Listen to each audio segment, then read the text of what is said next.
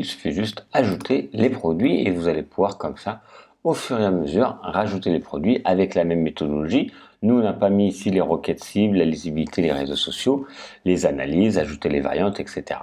Donc ça, c'est après pour plusieurs éléments, c'est vraiment pour le référencement, etc. Donc vraiment du référencement qu'on verra plus tard. On peut préfaire les catégories. Un peu comme quand on a fait le menu, ici on peut choisir directement les catégories. Par exemple Illustrator, parce qu'on sait que moi j'ai des formations Illustrator. Parent ou pas? Non. Descriptif, on peut mettre une description, formation Illustrator, etc. Donc moi je vais pas passer trop de temps dessus. Je peux rajouter une petite miniature si besoin, propre.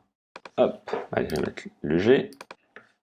Voilà, je vais ajouter une catégorie. J'aurais pu mettre le logo de Illustrator, le logo de Photoshop, ou une photo qui correspond. La description, ici, après on voit le score, donc pour l'instant c'est pas du tout référencé. Ici, on voit par rapport au score de lisibilité, ok.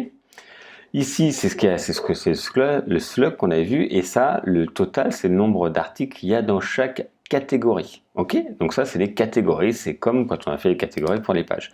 On vient pour les étiquettes, donc là les étiquettes c'est pareil, c'est un élément de recherche, débutant, Photoshop, retouche photo, etc. Donc ça c'est un peu plus dans le détail, on peut commencer à les faire, comme ça quand on va créer les nouveaux produits, automatiquement on aura juste à cliquer sur les éléments.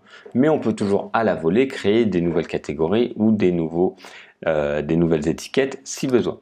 Et on a les attributs, je vais cliquer dessus, qui vont nous permettre de définir en fait des données supplémentaires pour les produits. Donc par exemple si on a des tailles, des couleurs, si on a des niveaux, par exemple pour moi débutant, etc.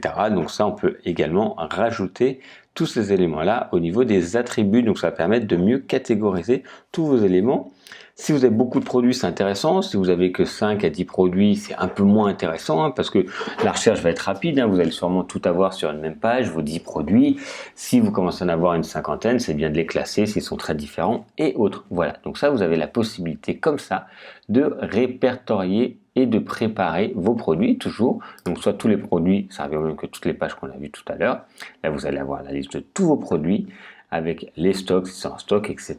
Où est-ce que ça apparaît, et ainsi de suite, et ajouter des produits. Et comme ça, ils vont se mettre les uns à la suite de l'autre. On verra tout ça quand on va faire le site ensemble. Voilà pour l'introduction de WooCommerce.